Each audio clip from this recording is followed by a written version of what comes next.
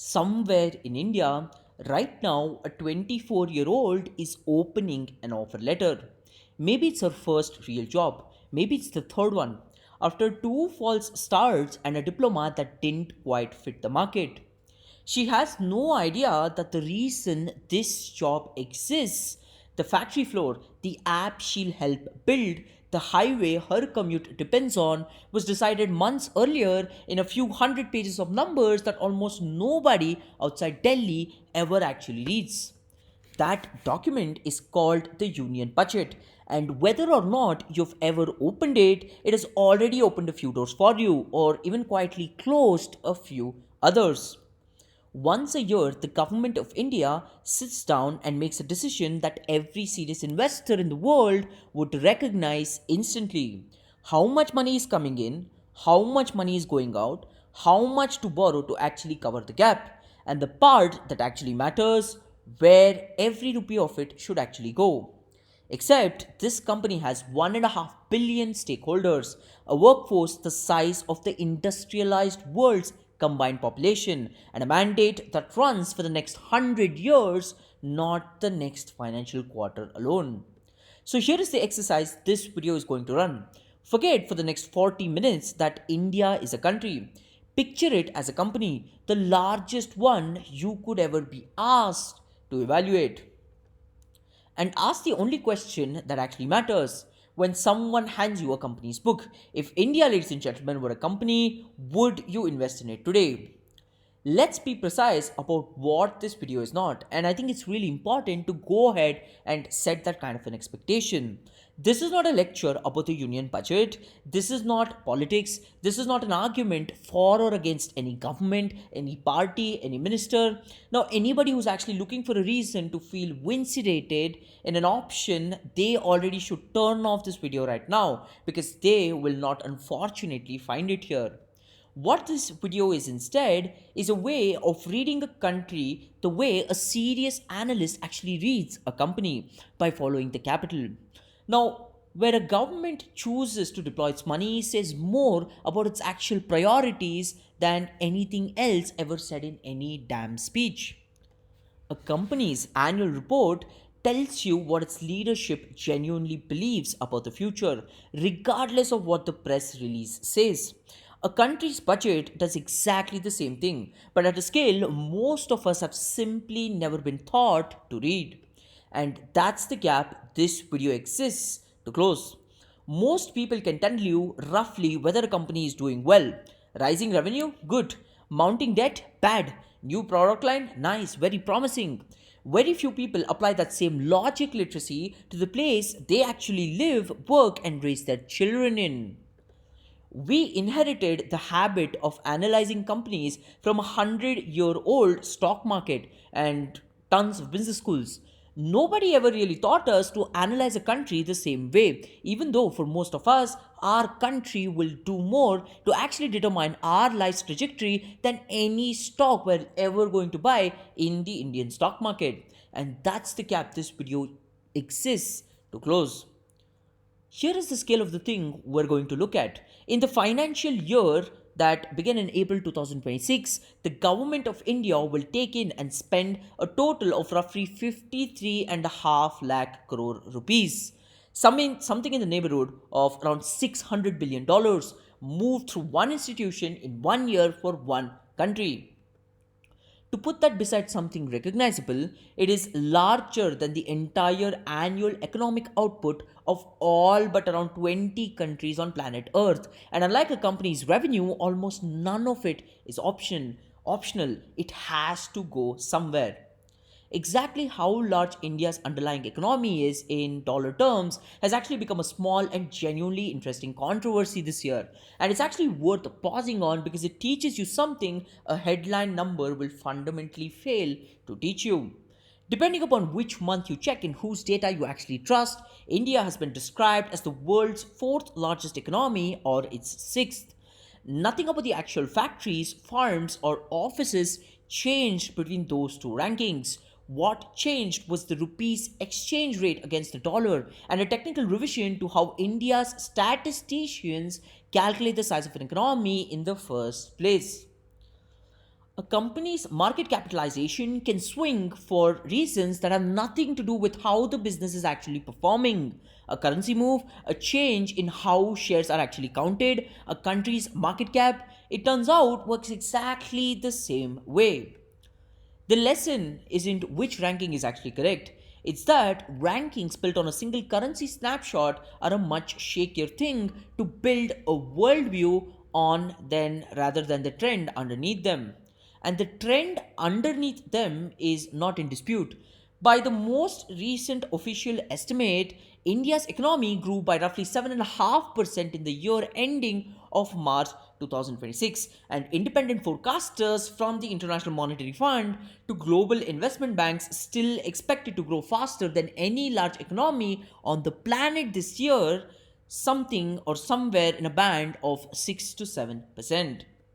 4 years running now as the fastest growing major economy in the world. If India were a stock, that's the line every analyst would circle first.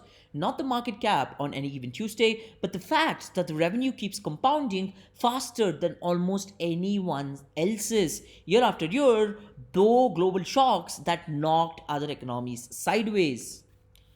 That's the company we're about to open the books on. Let's start with the boring fast first, right? Because you cannot understand where the money goes until you actually understand where it comes from and what it means to actually go ahead and spend it. Every company has a profit and loss statement. A country has something almost identical and it starts in exactly the same place: revenue. India's government earns money in three fundamental ways, and only two of them are actual learnings. The first, and by far the largest, is tax: income tax from salaried professionals and businesses. GST, the single national sales tax that replaced a tangle of older state and central levies back in the year 2017, charged every time something is ever bought or sold. Custom duties on what crosses the border. This is India's core product revenue. In company terms, the money the business actually generates simply by the economy functioning and growing. The second is a non tax revenue, smaller but fundamentally real. Dividends paid by state owned companies the government partly owns, from oil refineries to big banks. A surplus transfer from the Reserve Bank of India, which in itself is a profit generating institution. The sale of stakes in public companies. Think of this as a company's side income, rental yield on assets it already owns rather than sales of its main product line itself. The third is borrowing, and this is the crucial distinction almost nobody has actually taught you. Borrowing is not revenue. When a company takes out a loan, it doesn't book that loan under sales, right? It books it as liability, money that has to be paid back with interest. A government works the same way. For the year beginning in April 2026, India's non borrowed income, the genuine revenue, tax plus non tax, comes to roughly 36.5 lakh crore rupees. Total spending for the year is budgeted at roughly 53.5 lakh crore. That gap between those two numbers, what the company wants to spend versus what it actually earns, has to be borrowed every single year. That gap has a name, and we'll come back to that in the later part of the video. Now, the part every household budget teaches you instinctively, whether or not anyone ever puts a technical name on it or not, is not all spending is the same kind of spending. Now, for example, imagine there are two families with identical incomes. One spends every extra rupee on rent, groceries, and eating out. The other puts the same amount toward a down payment on a home. Both families spend the same amount of money, only one of them owns something bigger at the end of the year. Governments draw exactly that single line, and it calls it revenue expenditure versus capital expenditure. Revenue expenditure, ladies and gentlemen, in very simple terms, is the running cost of keeping the country operating today, like government salaries, subsidies on food and fertilizers, pensions, and a bigger number than most people actually expect, interest payments on money that the government has already borrowed in years past. For the coming year, India's revenue expenditure is budgeted at just over 41 lakh crore rupees. And here is the number that should genuinely startle you. Interest payments alone, money spent simply to service yesterday's debt, buying nothing new at all, eat up somewhere around a quarter of the entire union budget. That is the fiscal equivalent of a family whose credit card bill from 3 years ago is still quietly eating a chunk of this month's salary even before a single new rupee is actually getting spent. It is the clearest reminder in the entire budget that today's choices are never free of yesterday's. Capital expenditure is the other kind. Money spent building something that didn't exist before and will still be generating value for decades. A highway, a railway line, a warehouse, a fighter jet, a power plant. For the year ahead, India has budgeted 12 and a 15 lakh crore rupees in capital expenditure, the highest figure in the country's history, up more than 11% from the last year, and now equal to roughly 3.5% of the entire economy's output in one single year. Why does this split matter so much that every serious economists tracking India obsesses over it? Because capital expenditure has a multiplier that revenue expenditure simply doesn't. Money spent building a highway doesn't just build a highway, it employs cement workers and steel fabricators this year. And it lowers the transportation cost of every business that actually uses that exact road for the next 30 years. 1 rupee of capital spending tends to generate meaningfully more than 1 rupee of eventual economic activity. 1 rupee of subsidy generated at the most generates 1 rupee of relief. Both may be necessary, but one of them is actually compounding long term. And the clearest single fact about how India's government has chosen to run its finances over the last decade is this: it has been deliberately, consistently shifting the mix toward the kind that actually goes on to compound.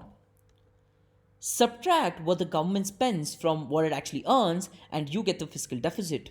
The amount that has to be borrowed to make the books balance. For the year ahead, that figure is budgeted at 15 and 14 lakh crore rupees, or 4.3% of the size of the entire economy.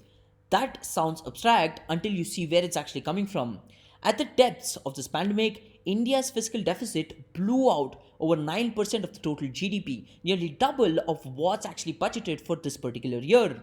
The steady climb back down this year is after a number now approaching what most economists consider a genuinely disciplined range in arguably the single most undertold financial story of the last 5 years in India. Every year's deficits add to a running total. The national debt. India's outstanding government debt is projected to sit at just under 56% of the size of the economy this year, and the stated long term target, the equivalent of a company publicly committing to pay down its balance sheet, is to bring that down to around 50% by the early 2030s. Three separate international credit agencies upgrading India's sovereign rating in the last year alone. That actually matters in a very direct and unglamorous way. It is, in a sense, the country's credit score, and a better credit score simply means that every future rupee that the government actually borrows now costs a little less in interest, which, remember, is already eating a quarter of the entire budget. A country improvising its credit score while simultaneously wrapping up capital investment is doing something genuinely difficult. Spending more on the future while providing to lenders is actually becoming trustworthy with the present. And finally, the part every balance sheet needs: reserves.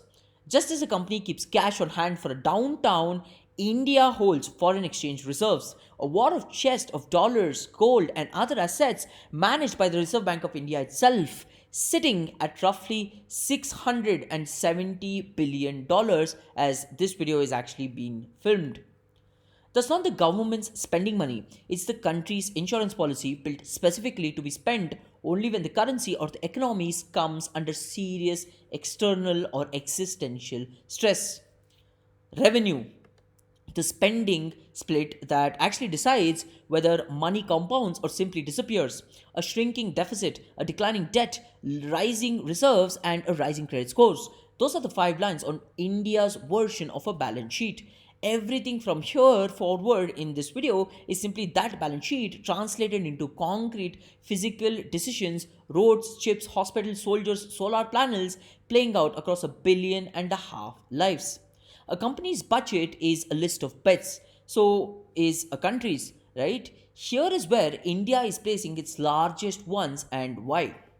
Start with the biggest single line item in the entire union budget, defense. For the year ahead, India has allocated close to 7.9 lakh crore rupees to its armed forces, the highest defense budget in the country's history, nearly 15% of the entire union budget and roughly 2% of the total gross domestic product. It has risen more than threefold since the year 2013 and jumped over 15% in a single year this time. In this direct aftermath of a real military engagement, a cross border operation code named Operation Sindoor that tested the country's readiness earlier in the cycle and visibly accelerated the government's urgency around modernization. But the more interesting story than the total is what's actually happening inside it. Nearly 28% of the defense budget, which is over 2 lakh crore rupees, is now capital expenditure. New aircrafts, submarines, unmanned systems, next generation weapons. And a growing share of that capital spending is being directed not at foreign arms suppliers but at Indian ones. That distinction is not just sentimental, ladies and gentlemen. Every fighter jet, every naval vessel bought from abroad is purchased, paid for in foreign currency, drawing down exactly the reserves we are just discussing in this video. Everyone built domestically instead keeps that money circulating inside the Indian economy, builds an industrial base that didn't exist a decade ago, and gives India a defense manufacturing sector with export potential of its own. A country's decision to arm itself is never purely a security decision. It is also quietly one of the largest industrial policy decisions a government can fundamentally take. If defense is the shield, this next category is actually the skeleton. Everything else in the economy has to move across, right? Infrastructure, roads, railways, ports, the physical businesses that are actually connecting a producer and the buyer. Indian Railways alone has been handed its highest ever allocation, close to 2.9 lakh crore rupees, funding seven new high speed corridors linking cities from Mumbai to Pune, Hyderabad to Bangalore, Delhi to Varanasi, alongside a new dedicated freight corridor and a rail network that is now more than 99% electrified. Road transport and highways account for a further 6% of the entire union budget on their own, and all of it sits inside a single coordinating framework called PM Gati Shakti, a 100 lakh crore rupee national infrastructure plan that, for the very first time, tries to plan railways, ports, and highways and power lines on one shared map instead of a dozen disconnected ones. Here is why all of this spending matters more than the size of the number actually goes to suggest. A decade ago, moving goods around India cost the economy somewhere between 13 and 16% of its entire GDP in freight, warehousing, and delays, nearly double of what it costs in competing manufacturing economies. According to the government's own most recent, most rigorous study, that figure has now fallen below 8%. That is not a rounding change, right? Now, that is the equivalent of a company slashing its cost of goods sold by nearly half over 10 years, and it is a direct measurable product of exactly the capital expenditure we talked through the last part. It is also very obviously unfinished business, right? The average Indian truck still covers barely a third of the distance in a day that its American counterpart actually does. Most lost to congestion, paperwork, and border like delays between states. The infrastructure spine is being built. Getting the traffic to actually move fast across that line is much harder than just implementing these policy changes and doing these monetary allocations, which actually look very less glamorous, and one that this budget explicitly says it's turning to next. A road only creates value if there's someone qualified to drive the truck, run the factory, or design the product moving along it. Which is why education and healthcare, ladies and gentlemen, aren't just social spendings, right? In the way that the phrase usually gets used dismissively, they are, in the most literal and economic sense, the manufacturing of that very same asset every other item in this budget actually goes on to depend. India's Ministry of Education received its highest ever allocation this year, close to 1.4 lakh crore rupees, with the sharpest increase going to higher education. But the more revealing decisions are the specific ones. Five new university townships built deliberately next to industrial and logistics corridor so that graduates are actually trained within walking distance of the job, and that is the rest of the budget is still creating. A new national committee with the explicit mandate of linking education policy directly to employment outcomes. New hostels for women in STEM in every district in the country. This is a government trying quietly, explicitly to solve a mismatch that has quietly haunted the Indian economy for years. A huge young population still sitting alongside employers who say they can't find enough people with the right specific skill sets to actually hire. Healthcare tells a quieter but related story. Custom duty removed on a wider list of cancer and rare disease medicines. A new generation of mental health institutions, trauma and emergency care upgrades in district hospitals far more than metro. None of it moves GDP the same way new expressway does. All of it is a bet that a healthier, better educated population, in the most unsentimental economic sense, is a more productive one that will directly go on to contribute to the gross domestic product of the country.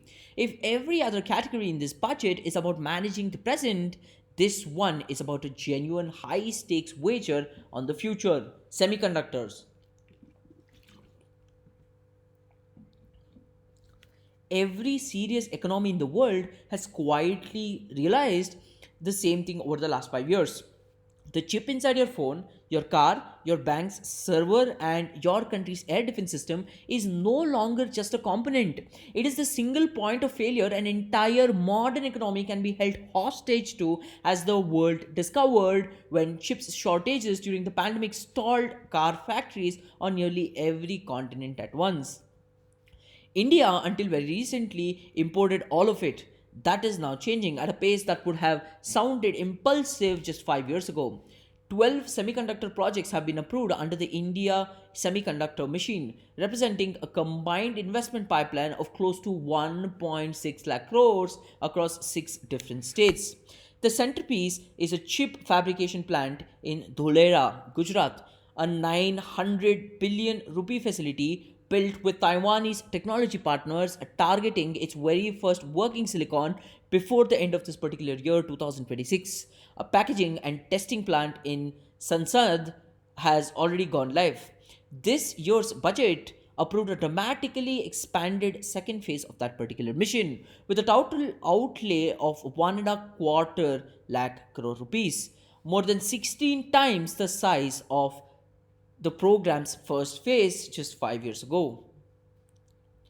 And this is one of the very few places in this entire budget where you can already see the bet paying off in the trade deal.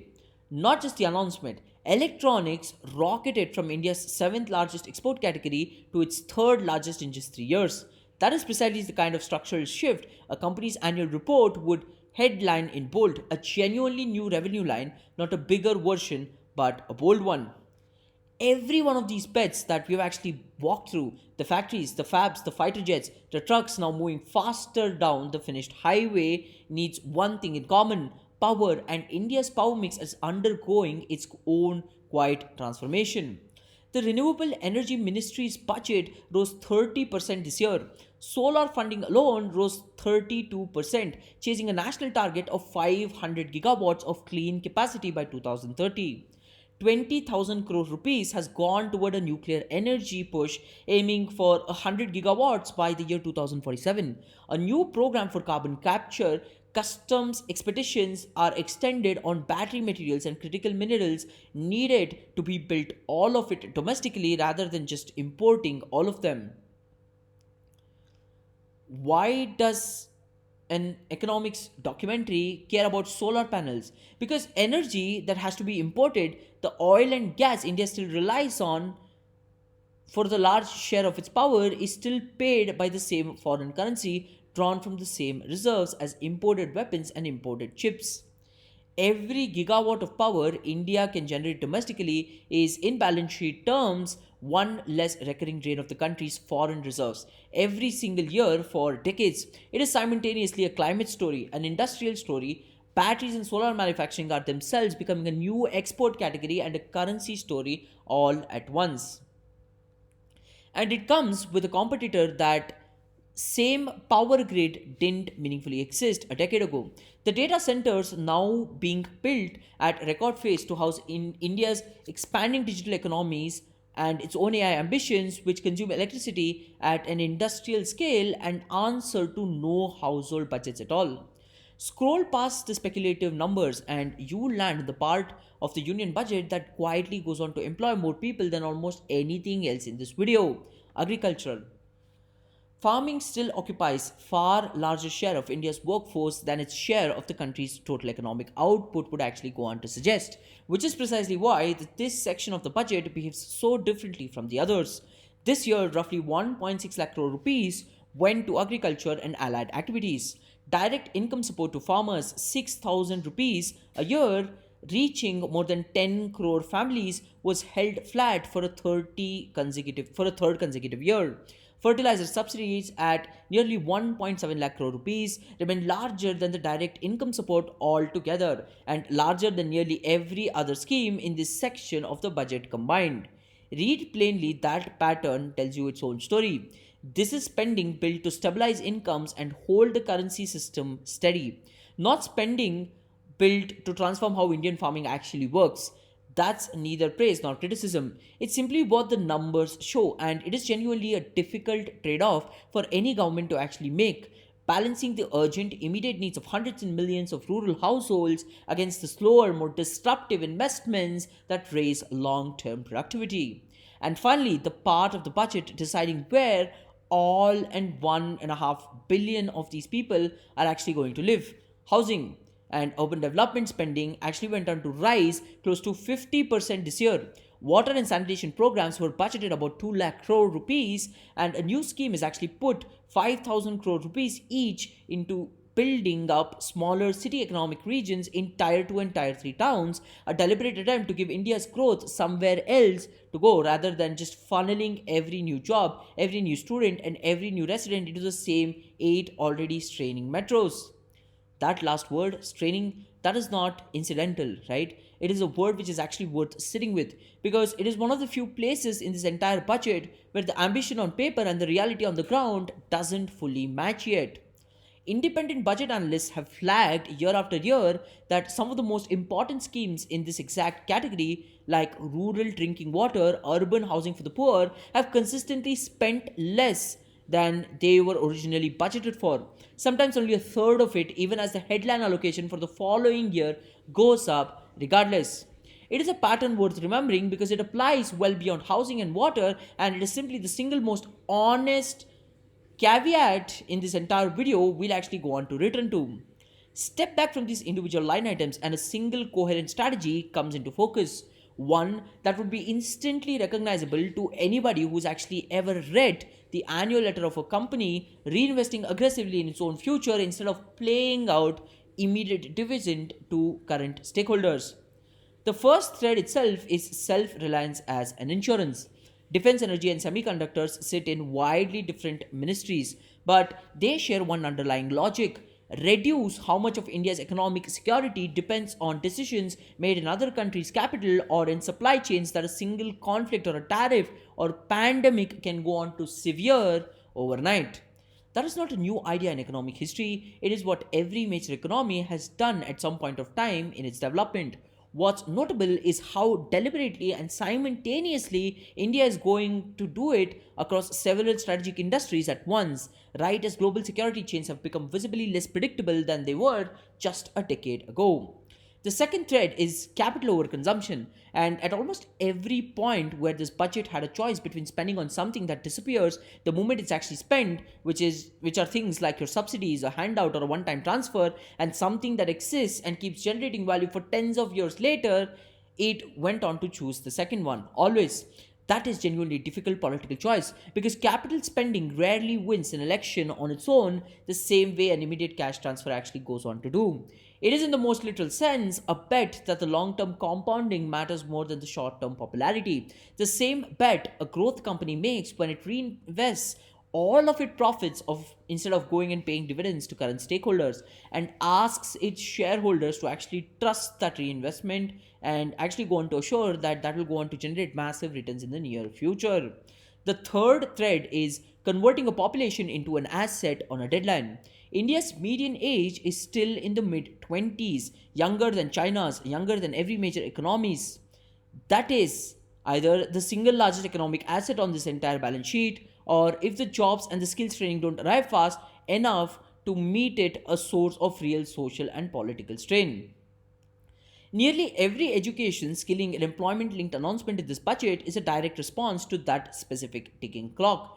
Governments do not get an unlimited number of years to do a demographic dividend right before it starts working against them. And the fourth thread is a fundamentally quieter one, but one that is absolutely important. It is the discipline of having the foundation and letting everything else rest on it. None of the ambition in the acts that we discussed, the fabs, the highway, the reactors, would be affordable at these rates if global lenders didn't trust India's fiscal direction. The declining deficit, the credit rating upgrades, the debt target, none of that is a side story to the ambition. It is the precondition for it. And a country with an unstable balance sheet cannot borrow cheaply enough to build any of this at scale and for long term. But an honest reading of any company's annual report also looks for what management chose not to say. And there is one genuine tension sitting inside this budget that deserves to be named without any pain, without either exaggerating or simply going ahead and dismantling or dismissing it. The same document that sets record ambitions for capital spending has, in year after year of its own official data, shown a recurring gap between money budgeted and money actually spent on ground for some of its most basic welfare and infrastructure schemes. That is not a Partesian claim, it is what the government's own expenditure reports show, echoed by India's own non Parisian legislative research bodies.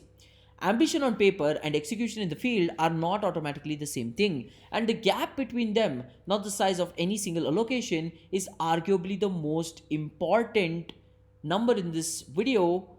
No fundamental headline or press can actually show you because no single line item entirely captures the idea of the whole budget. It only goes up over time, and in whether the money that was actually announced this February is the money that actually gets spent in March is something interesting and something that we all need to look forward to. Everything up to this point has been the company's annual report. This is the part where you decide what to actually do with it, because as a budget of the scale doesn't stay inside government ledgers, it reshapes quietly, and specifically the job markets you're competing in, the business you might be starting, and the money already sitting in your own account.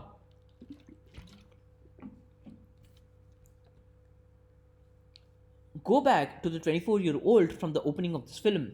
Here is what her opening letter is actually competing against and what it might increasingly be competing alongside. A multi year, already funded pipeline of physical constructions, railways, highways, ports, plants that needs civil engineers, project managers, and skilled traders for a decade, not a quarter. A genuinely new category of career that barely existed in India 5 years ago. Chip design, fabrication, and hardware engineering, now backed by over a lakh crore rupees of committed investment and real opening factories and not just mere announcements and headlines. A green energy trades economy, solar installation, battery and grid engineering expanding at the pace of that 30 budget increase, a defense manufacturing sector that increasingly looks like private industry with government contracts, not just mere government jobs, and an explicit government pet sitting right inside the education budget, that the fastest growing part of the job market over the next decade will be the point where a skill and an actual employer meet in the same room, which is precisely what those university townships next to industrial corridors are engineered to do. The broader lesson holds regardless of which specific field you're in. Unlike a fast moving consumer trend that can vanish in a product cycle, a government capital spending pipeline is unusually visible years in advance. That is a genuinely rare piece of information most people never think to actually use when planning a career. If you are building something rather than applying for a job, the more interesting opportunity is almost never inside the giant headline grabbing anchor projects itself. A semiconductor fab in Dolera does not need one company, it needs hundreds of smaller ones. Component suppliers, logistics providers, specialized contractors, testing labs, and clustering around it for years afterwards. That pattern repeats at every single anchor investment this budget actually goes on to mention. The highway needs suppliers, the defense manufacturer needs an ancillary industry. The university township needs services nobody has actually ever built yet. Government policy is also directly widening the doors for exactly this kind of businesses through dedicated funds aimed to small and mid-size medium enterprises and manufacturers which continue to support India's more than 7%, India's which go on to support for India's more than 7 crore micro, small, and medium enterprises, still by a very wide margin, the country's largest employer. This video is not going to tell you what to buy, and treat anyone who tells you otherwise with real skepticism, because nobody has a crystal ball and past government spending is not a promise of future returns itself. What a budget like this one genuinely offers an extraordinary investor is a map of where structurally multi-layer demand is being deliberately built by policy rather left purely by chance. Businesses tied to infrastructure and capital goods cycles to the manufacturing and electronics built out and the energy transistors. It's also worth knowing that real estate investments trusts now let ordinary investors go ahead and buy listed of that share commercial infrastructure, office towers, warehouses that institutional funds who have access to without needing to buy the entire building. None of that is a recommendation. It's simply where the map says the government itself is placing its own money for whosoever wants to read it that way. And finally, the glamorous but the most immediate part. What changed this year for your own household specifically? Personal income tax slabs did not change this year. They hold exactly where last year's budget left them, with no tax at all on income to roughly 12 and a half to 3 quarter lakh rupees a year under the new regime for salaried taxpayers. If you were expecting fresh relief this year, there isn't anyway. If you're already adjusted to the last year's structure, nothing changes for you either. A new income tax act replacing a law that had stood since 1961 comes into effect in April 2026, mostly a simplification of a language and process rather than a change in what you actually owe, but worth knowing about before you actually go ahead and file season catches you off guard. The tax on stock market transactions tickled up slightly a small percent, permanent friction cost on every trade for anyone investing directly in equities. And the central bank has held its key interest rates steady for 3 straight policy meetings after a run of cuts through 2025, which means for now the direction of loan and mortgage costs is a pause, not a further drop, a genuinely useful thing to know if you're actually timing a major purchase. None of these are dramatic headline grabbing changes. That in itself is exactly the kind of thing an serious, unusual report teaches you to notice. It's usually the unglamorous lines, not the exciting ones, that actually move your monthly numbers. So, back to the only question that ever mattered here. If India were a company, would you invest in it totally? Just purely as a growth story, the case is a strong one. Revenue, the underlying economy, has compounded faster here than in almost any other large economy on earth for 4 consecutive years through global shocks and twists and turns that actually went on to knock other countries sideways. The balance sheet is visibly improving, the deficit is shrinking, the debt trajectory is bending downward, and 3 independent credit agencies upgraded the country's rating in a single year. And management, whatever government happens to be sitting in the chair in any given year is doing something a genuine growth investor should want to see. Reinvesting aggressively in capacity rather than simply distributing cash and hoping that the story tells itself. But no honest analyst hands you a clean buy without naming the risks sitting directly underneath the growth story. And this video shows you the same honest strategy. The gap between what gets budgeted in February and what actually gets spent by the following March is real, reckoning, and shows up in the government's own numbers, not just in criticism of them. The bets on chips and energy are genuine bets, expensive, multi year, and non guaranteed to pay off based on the timeline currently promised.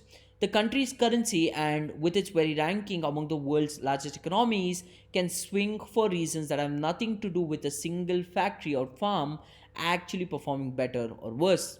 And the demographic dividends this entire strategy is built around has a shelf life. It rewards a country that moves quickly and quietly punishes the one that doesn't.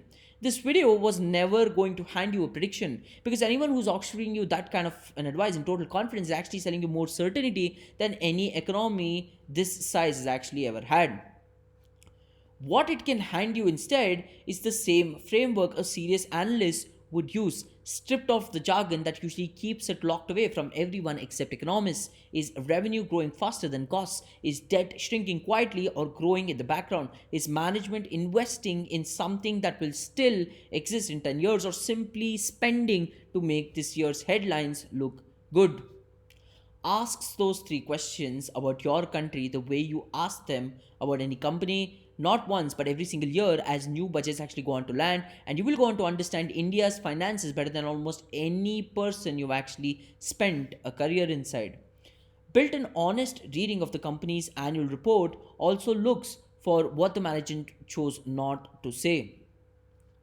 Go back one last time to the 24-year-old from the opening of this film. Read her offer letter without any idea that a document she never opened helped write it. And she was never going to read the union budget, almost nobody does.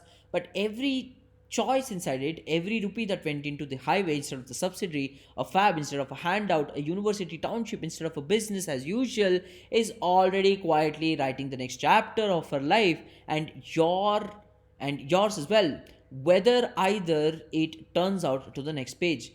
That's India for you, ladies and gentlemen, read as a company, not a verdict, a balance sheet still being written, one budget, one pet, and one 24-year-old's offer letter at a time.